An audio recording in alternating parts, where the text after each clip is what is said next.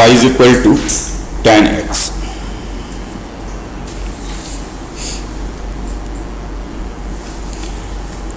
tan x actual में क्या होता है, sin x over cos x। बड़ा ऑब्वियस है कि जहां जहां पे cos 0 होगा यानी डिनोमिनेटर 0 होगा वहां पे tan डिफाइंड नहीं होगा, और cos 0 होता है odd multiple of pi by 2 पे, pi by 2, 3 pi by 2, 5 pi by 2, 7 pi by 2, even negative minus pi by 2, minus 3 pi by 2, minus 5 pi by 2। In general 2n plus 1 pi by 2 odd multiple of pi by 2 पे cos की value 0 होती है और इसलिए tan defined नहीं होता। तो tan always defined function नहीं है। tan का जो डोमेन है यह all real numbers accept 2n plus 1 pi by 2।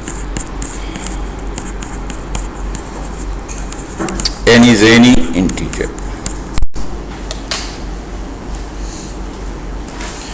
तो tan x का domain all real numbers accept odd multiple of pi by 2। इसका क्या मतलब है कि pi by 2, 3 pi by 2, 5 pi by 2, 7 pi by 2, इन सारे पॉइंट पे tan का ग्राफ एग्जिस्ट नहीं करेगा, मीन्स इन सारे पॉइंट पे ग्राफ ब्रेक होगा।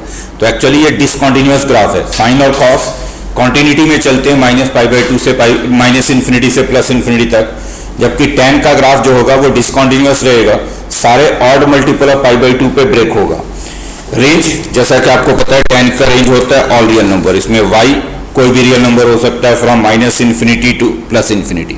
यानी ग्राफ को जब आप वर्टिकली देखोगे तो माइनस इन्फिनिटी से इन्फिनिटी तक जाएगा, कोई बाउंड्री नहीं है अगर वर्टिकली देखा जाए तो। डेरिवेटिव tan x का सीकंड स्क्वायर x होता है। डेरिवेटिव जो लिख रहा हूं ये याद भी रखिए, सिर्फ लिखकर भूल मत जाइए,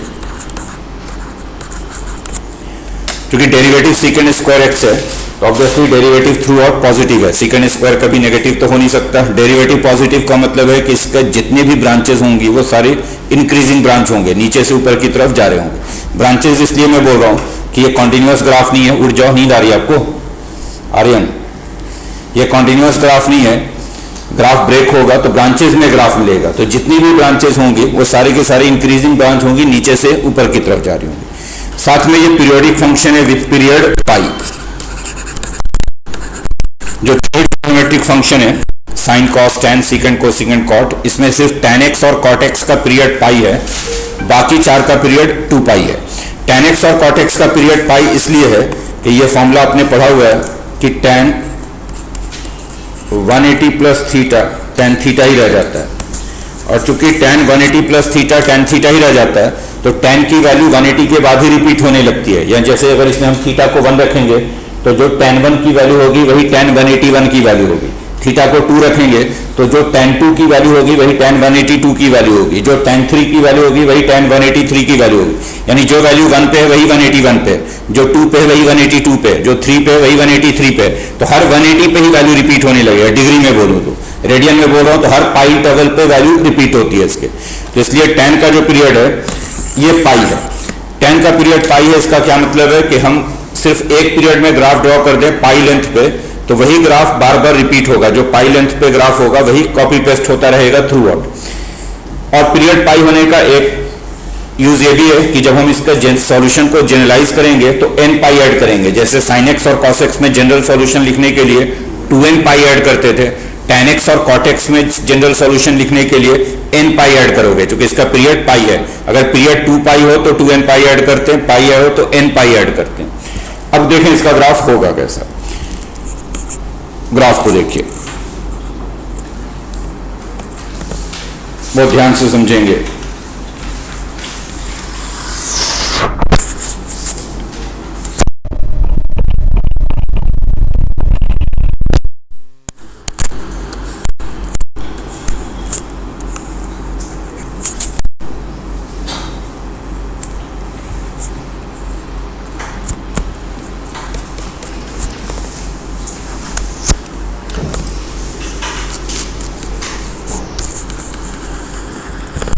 ये पाई बाई 2 है और ये माइनस पाई बाई 2। अभी मैं सिर्फ माइनस पाई बाई 2 से पाई बाई 2 तक ही ग्राफ देख रहा हूं। ऐसे वर्टिकल लाइन ड्रॉ इसलिए किया है कि ये बाउंड्री है पाई बाई 2 पे tan डिफाइंड नहीं है, माइनस पाई बाई 2 पे tan डिफाइंड नहीं है। इनफैक्ट सारे ऑड मल्टीपल पाई बाई 2, सारे odd multiple of pi by 2 पे tan डिफाइंड नहीं है। Pi by 2, 3 pi by 2, 5 pi by 2, 7 pi by 2, तो इन पॉइंट पे डिफाइन नहीं होने का मतलब है कि इन पॉइंट पे ग्राफ एग्जिस्ट नहीं करेगा, π/2 पे एग्जिस्ट नहीं करेगा ग्राफ माइनस π/2 पे, यानी ग्राफ इस वाली लाइन को जाकर नहीं मिल सकता, इस वाली लाइन को जाकर ग्राफ कभी नहीं मिल सकता। और ये एक पीरियड पूरा हो जाएगा क्योंकि 0 से π/2 लेंथ उधर हो गया, π/2 लेंथ उधर हो गया, तो ये पूरा पाई लेंथ हो गया। पाई लेंथ का मतलब है एक पीरियड इसका कंप्लीट है, tan का पीरियड पाई। तो हम जो इस बीच में ग्राफ ड्रॉ करेंगे यही बस कॉपी पेस्ट होता जाएगा, उधर एक्सटेंड हो जाएगा इन्फिनिटी तक, इधर माइनस इन्फिनिटी। तो पहले मैं 0 से π/2 तक का ग्राफ देख रहा हूँ। किसका ग्राफ ले रहे हैं आप? y = tan x। तो देखो आपको पता है कि tan की वैल्यू 0 पे 0 होती है, अगर x को 0 रखेंगे तो y भी 0 होगा, तो ओरिजिन से ग्राफ सडनली पास करेगा क्योंकि 0 0 इसको सेटिस्फाई कर रहा है। जैसे जैसे हम 0 से π/2 की तरफ जाएंगे, क्योंकि डेरिवेटिव पॉजिटिव है इसका, तो जैसे जैसे 0 से π/2 की तरफ जाएंगे ग्राफ यहाँ से ऊपर चढ़ना शुरू होगा, इंक्रीज करेगा, इंक्रीज करता हुआ ये सीधा इन्फिनिटी तक जाएगा, tan इन्फिनिटी को जाता है। तो जैसे जैसे x को हम इधर ले जाएंगे 0 से π/2 की तरफ, tan यहाँ से शुरू होकर बढ़ता हुआ बहुत तेजी से बढ़ेगा इन्फिनिटी की तरफ। इस लाइन को मिलेगा नहीं, लेकिन जैसे जैसे π/2 के करीब जाएंगे ग्राफ इस लाइन के क्लोज होता जाएगा, मतलब ये वर्टिकल एसिम्प्टोट है इस ग्राफ का। तो जो π/2 पे लाइन है वर्टिकल, ये इसका एसिम्प्टोट का काम करेगा। तो ऐसा ग्राफ है।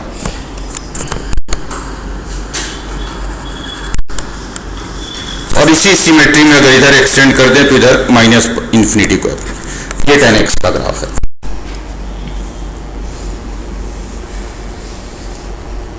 जीरो से π/2 की तरफ जाओगे तो 0 से इन्फिनिटी की तरफ बढ़ेगा, 0 से -π/2 की तरफ जाओगे तो 0 से माइनस इन्फिनिटी की तरफ इधर नीचे जाएगा। इधर कॉन्केव अप रहेगा, इधर कॉन्केव डाउन रहेगा। अगर आप सेकंड डेरिवेटिव चेक करोगे तो उससे पता लग जाएगा, बट कॉन्केविटी का बहुत ज्यादा यूज होता नहीं। आप जैसे ध्यान रख लीजिए कि tan का ग्राफ इस तरह से यहाँ से इधर इन्फिनिटी की तरफ जा रहा है, 0 से इन्फिनिटी, इधर 0 से माइनस इन्फिनिटी। ये जो वर्टिकल लाइन दिखाई दे रही है π/2 पे, x = π/2 एसिम्प्टोट है इसका, y इधर भी x = -π/2 इसका एसिम्प्टोट है। और यही ग्राफ अब आप स्ट्रेच करते जाओ। जैसे अगर हम π/2 से 3π/2 में लेंगे तो ये हो गया पाई और ये हो गया 3π/2।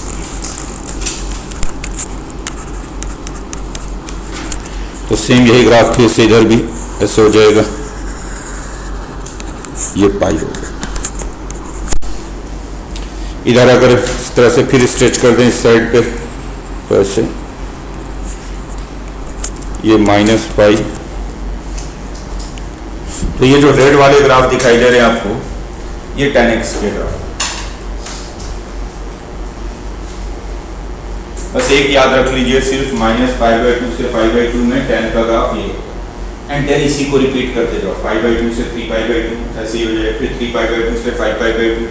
तो सारे ऑड मल्टीपल ऑफ π/2 जो है, π/2 पे वर्टिकल लाइन, 3π/2 पे वर्टिकल लाइन, 5π/2 पे वर्टिकल लाइन, ये सारे इसके एसिम्प्टोट्स हैं। यानी y = tan x के इनफाइनेटली मेनी एसिम्प्टोट्स हैं।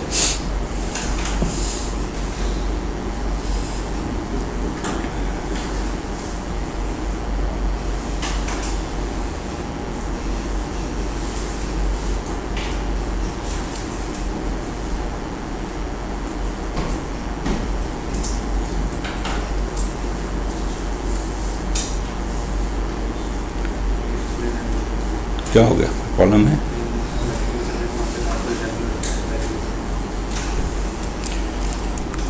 लीजिए बस,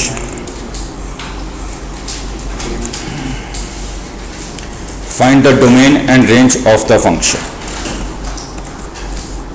f(x) =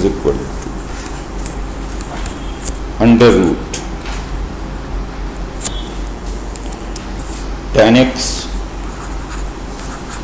-1।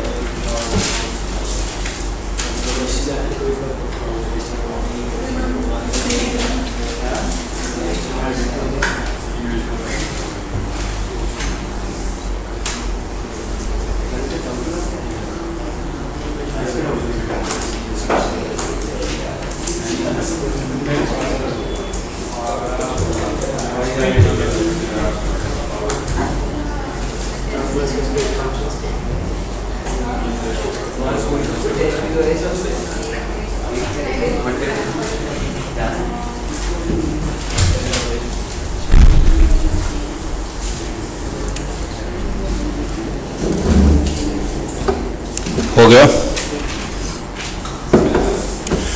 अगेन चूंकि स्क्वायर रूट है, सेम वही आप बोलेंगे कि जो रूट के अंदर क्वांटिटी है that should be greater than और equal to 0।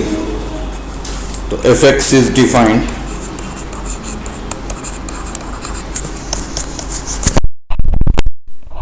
if tan x minus 1 greater than or equal to 0, or you can say tan x greater than or equal to 1।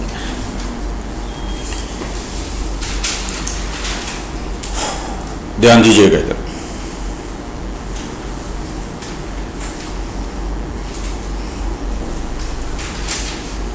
फिर वही ग्राफ ड्रॉ करो।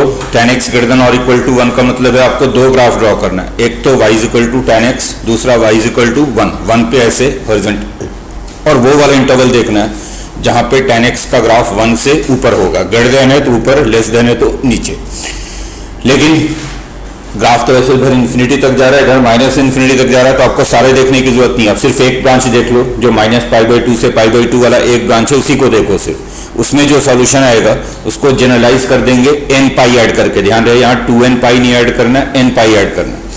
अब अगर मैं इसी ग्राफ को यूज कर लूं, देखिएगा इधर, ये tan x का ग्राफ है, 1 पे हॉरिजॉन्टल लाइन ड्रॉ किया, तो ये मैंने ऐसे 1 पे, ये y इक्वल टू 1। एक ही ब्रांच देखो जो -π/2 से π, बाकी ब्रांच को भूल जाइए।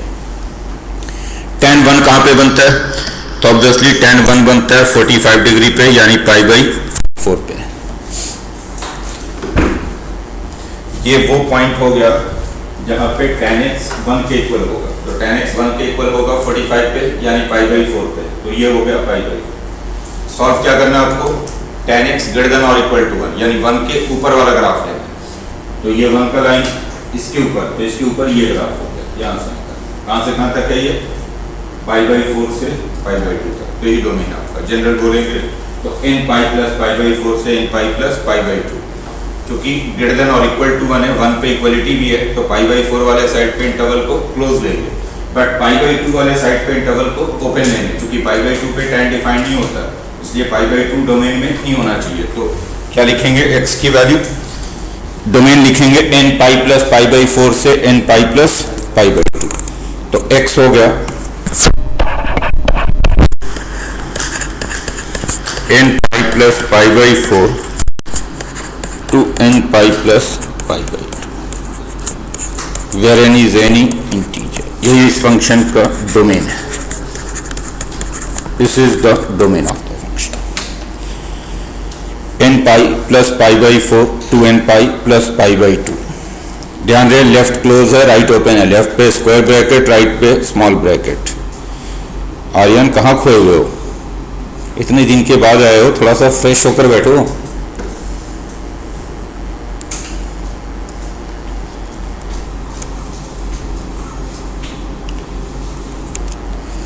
ठीक है जी। मैं रेंज की बात करते हैं। तो रेंज तो वैसे ही देख के ही पता लग रहा है, कुछ करने की जरूरत ही नहीं है। चूंकि tan आप करेंगे ग्रेटर देन और इक्वल टू 1 होना चाहिए। 1 से नीचे लेंगे तो रूट के अंदर नेगेटिव हो जाएगा, तो मिनिमम वैल्यू तो 0 हो गई। जब tan x को 1 लेंगे तो ये 0 है, और tan x मैक्सिमम कहां तक जाएगा? इन्फिनिटी तक। तो जब tan इनफाइनाइट होगा तो ये पूरा इनफाइनाइट हो जाएगा। तो रेंज हो जाएगा इसका 0 से लेकर इन्फिनिटी तक। तो इस फंक्शन की रेंज है 0 to infinity.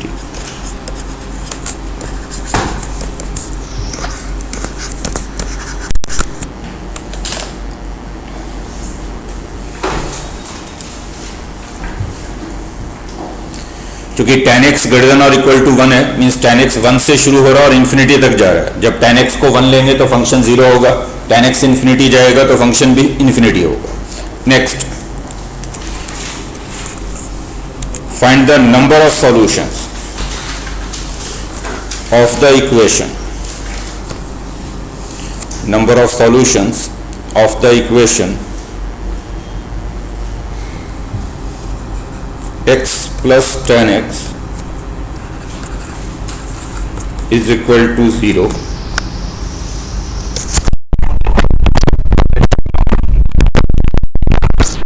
Minus pi to pi. अगर x को हम माइनस पाई से पाई तक लें तो इसके इस इक्वेशन के कितने सॉल्यूशन होंगे, यानी ऐसे कितने x होंगे जो इस इक्वेशन को सेटिस्फाई करेंगे, और x होना चाहिए माइनस पाई से पाई तक।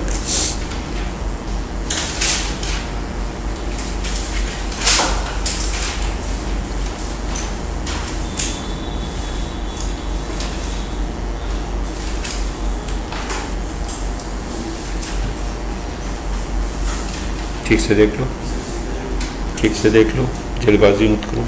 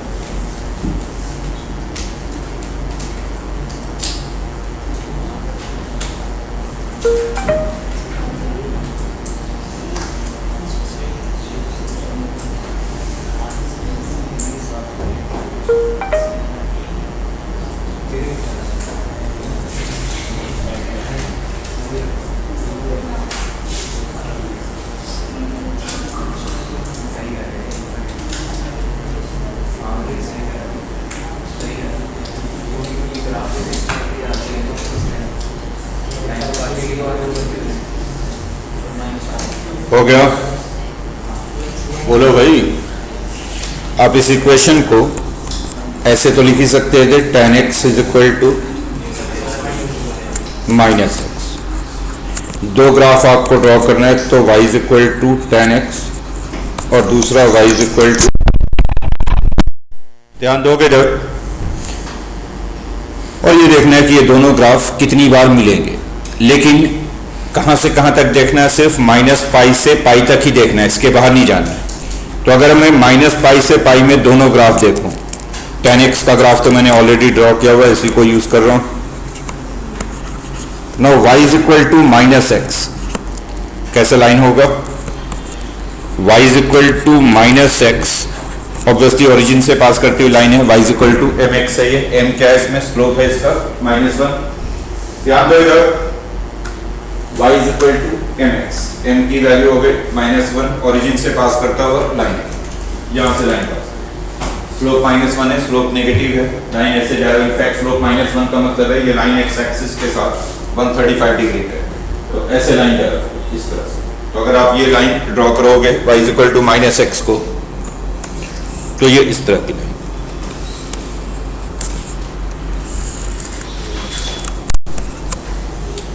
एक्स एक्सिस के साथ जो स्टैंगल होगा ये वाला, ये 135 डिग्री होगा, क्योंकि स्लोप है इसका -1, tan 135 डिग्री माइनस। अब बड़ा क्लियर दिख रहा है कि माइनस पाई से पाई के बीच में ये ग्राफ को 3 बार कट कर रहा है, एक तो ओरिजिन पे, एक यहाँ और एक, तो 3 सॉल्यूशन है। क्योंकि अगला जो सॉल्यूशन होगा वो पाई के आगे होगा, इधर माइनस पाई के इधर होगा, तो माइनस पाई और पाई के बीच में 3 solution. So this equation has 3 solutions in the interval -pi to pi.